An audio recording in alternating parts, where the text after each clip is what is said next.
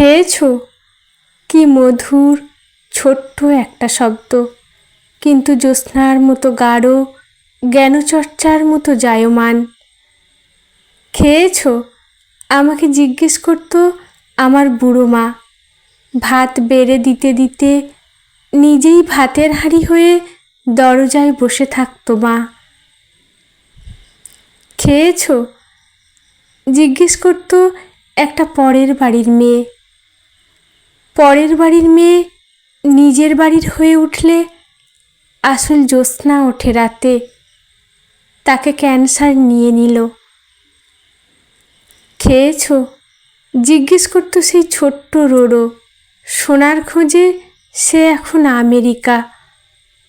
কেউ আর জিজ্ঞেস করে না খেয়েছো?